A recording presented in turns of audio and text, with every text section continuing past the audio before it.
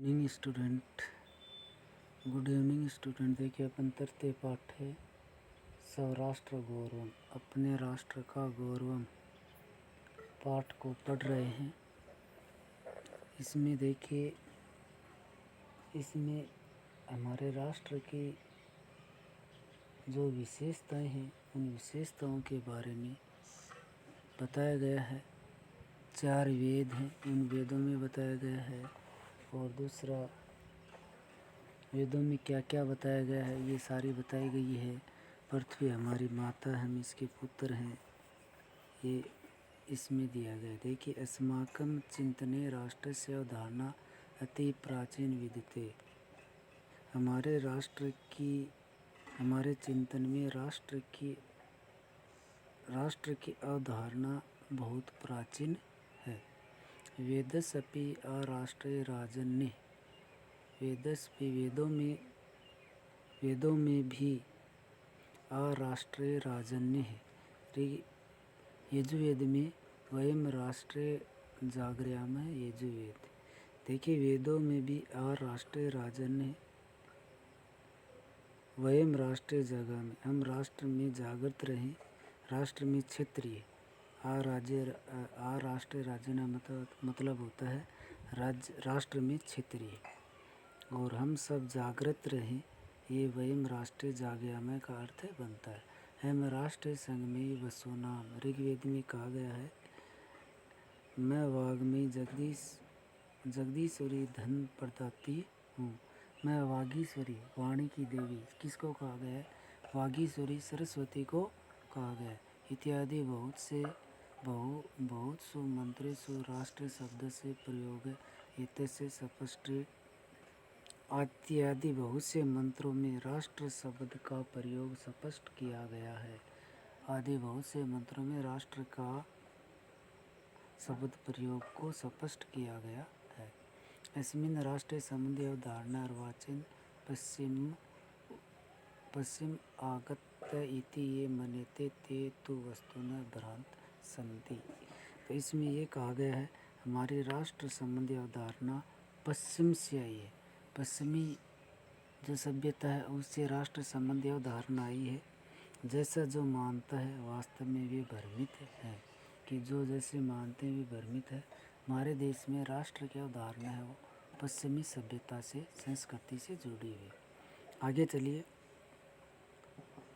अस्माकं इदं भारतवर्षम एकम चिर पुरातन सनातनम च राष्ट्र वर्तते। हमारा ये भारतवर्ष बहुत दिन से पुराना और सनातन राष्ट्र है। ये हमारा भारतवर्ष पुराना और सनातन राष्ट्र है। किंतु अत्र ऋषि भी, मुनि भी, कवि भी तत्व चिंतन के केवलम भौतिक भौगोलिकम राष्ट्र राजनीतिम च घटनामेव राष्ट्र में मन्यते।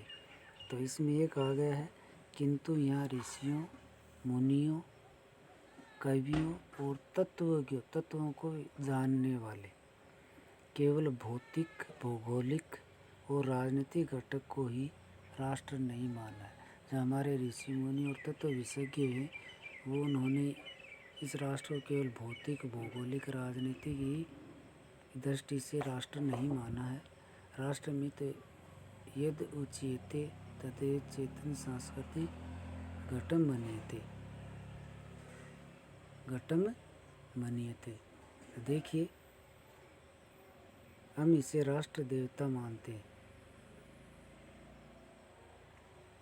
जो राष्ट्र कहलाता है वहाँ एक चेतन और सांस्कृतिक घटक माना गया है। देखिए, राष्ट्र में उच्यते तदेव चेतन सांस्कृतिक घटम मतम। तो जो राष्ट्र कहलाता है वहाँ एक चेतन और सांस्कृतिक घटक माना गया है। वयम इदम राष्ट्र में देव मन्यते, इसलिए इसे राष्ट्र देवता मानते हैं। इसलिए इसे राष्ट्र देवता मानते। एतद् वे भारत अस्माकं दृष्टौ न कश्चित् मृत्युपंडो न भूखंडो व विद्यते अपितु मातृभूमि अस्ति यथा किलो युक्तम अथर्ववेदम मातृभूमि पुत्रो हम पृथ्व्या। तो देखिए, इसमें ये कहा गया है निश्चय ही ये हमारा राष्ट्र हमारी दृष्टि में कोई मृत्युपंड अथवा भूखंड नहीं है, और मैं पृथ्वी का पुत्र हूँ। मैं पृथ्वी का पुत्र हूँ। ऋग्वेद में कहा गया है, पृथ्वी मेरी माता है और आकाश मेरा, पृथ्वी मेरी माता है और मैं उसका पुत्र हूँ। अथर्ववेद में ये कहा गया है, क्या कहा गया है? पृथ्वी मेरी माता, मैं इसका पुत्र। ऋग्वेद तो कथितम अस्ति, ऋग्वेद में भी कहा गया है, पृथ्वी माता ध्रुव, पृथ्वी हमारी माता है और आकाश हमारा पिता है। पृथ्वी हमारी माता है और आकाश हमारा। अथर्ववेद में कहा गया है, भूमि हमारी माता है, हम उसके पुत्र या संतान है। मातृभूमि, पितृभूमि, पुण्यभूमि, धर्मभूमि, कर्मभूमि, देवभूमि स इति विविध रूपेण अस्ति भुवनं मनमोहिनी इयमस्माकं भारतमाता। तो मातृभूमि, पितृभूमि, पुण्यभूमि, धर्मभूमि, कर्मभूमि और देवभूमि, इस प्रकार के विभिन्न रूपों वाली पृथ्वी को किस रूप में माना? मातृभूमि की माना गया, पितृभूमि के रूप में माना, धर्मभूमि है, पुण्यभूमि है, कर्मभूमि है, देवताओं की भूमि आदि इत्यादि विभिन्न रूपों में इसको माना गया। ये हमारी क्या है? ये हमारी संसार को मन मोहित करने वाली मन मोहिनी अस्माकं यम अस्माकं भारत माता। तो ये संसार के मन को हरने वाली हमारी ये भारत माता है। संसार के लोगों का मन हरने वाली ये हमारी भारत माता। राष्ट्र संबंधी, राष्ट्रीयता संबंधी, राष्ट्र गौरव संबंधी न राष्ट्रीय भक्ति संबंधी केचन श्लोकास्मिन् पाठे संकलिता। तो इसमें देखिए, राष्ट्र संबंधी, राष्ट्रीयता से संबंधित, राष्ट्र गौरव संबंधी और राष्ट्र भक्ति से संबंधित कुछ पाठ में श्लोक दिए गए हैं। उन श्लोकों को हम पढ़ेंगे। स्वराष्ट्र गौरव, अपने राष्ट्र, समानी मेरे राष्ट्र का गौरव। देखिए श्लोक देखिए, विष्णु पुराण से इसको लिया गया। उत्तरम यत समुद्र से हिमाद्रश्च एव दक्षिणम वर्ष तद्वदारतम नाम भारती यत्र संस्थितः। उत्तरम उत्तर, समुद्र से समुद्र के, हिमाद्र से हिमालय के, दक्षिणम दक्षिण में, हिमालय के दक्षिण में, वर्ष तदवरत नाम भारती यत्र, उसका नाम भारत देश है, हम उसकी संतान हैं। अब देखिए इसमें कठिन शब्द हम देखते हैं। उत्तरम मानी हो जाएगा उत्तर दिशा से, हिमाद्री मानी हो जाएगा हिमालय पर्वत के, दक्षिण मानी दक्षिण दिशा में, भारती मीन्स भारतीय, संतति मानी संतान है। तो इसका अर्थ देखेंगे, जो समुद्र के उत्तर दिशा में, जो समुद्र के उत्तर दिशा में, ये हिमालय पर्वत के दक्षिण दिशा में। हमारा देश क्या है? समुद्र के उत्तर में है और हिमालय के दक्षिण में जो भूभाग है वही हमारा देश है। हिमालय पर्वत के दक्षिण दिशा में और समुद्र के उत्तरी दिशा में स्थित है, जहाँ के निवासी क्या कहलाते हैं? भारतीय कहलाते हैं। वह देश भारत के नाम से जाना जाता है, हम उसकी संतान हैं। जो भूभाग भारत देश के नाम से जाना जाता है, हम उसकी संतान हैं। दोबारा देखिए, हिमालय के दक्षिण में और समुद्र के उत्तर में, समुद्र के उत्तर में और हिमालय के दक्षिण में जो भूभाग है, उस भूभाग का नाम भारत है, हम उसकी भारत देश की संतान हैं। ये विष्णु पुराण में कहा गया है। अगला देखिए, हिमालयात समारंभे यावत् हिंदू सरोवरम तम देव निर्मितम देशम हिंदुस्तान परिचित। ये बृहत्तस्त आगम में ये बताया गया है। तो हिमालय से, अब इसमें कठिन शब्द देखिए,